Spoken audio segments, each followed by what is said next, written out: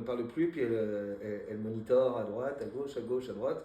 Là, du coup, moi, j'ai vu le deuxième, puis là, elle nous l'a dit, bah voilà, a pris le temps de dire, bah voilà, vous allez avoir des jumeaux. Ok. Et c'est vrai que bah, c'est une sacrée nouvelle.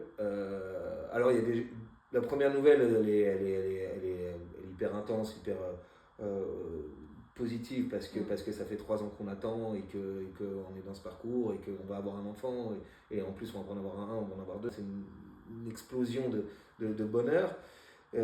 Et puis très vite, après, on se rend compte que ça va pas être dans les jours et les semaines après. On se rend compte que c'est pas la même chose d'avoir un que d'avoir deux enfants, qu'il n'y a que entre 1 et 2% de la population française qui a, enfin, même mondiale, qui a des jumeaux. Donc c'est très très particulier.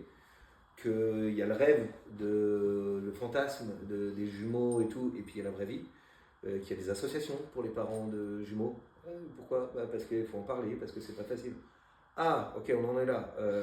Il y a un lien chez les jumeaux qui est vraiment différent de frère à sœur ou de sœur à sœur.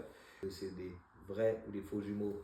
Expression à bannir, hein, pour un parent de jumeaux, ça n'existe pas, des faux jumeaux. Les faux jumeaux, à 3 heures du matin, ils se réveillent aussi. Les faux jumeaux, quand il faut les nourrir, on les nourrit les deux, les faux. Donc c'est pas, voilà, donc ça c'est un truc qui n'existe pas, vrai ou faux.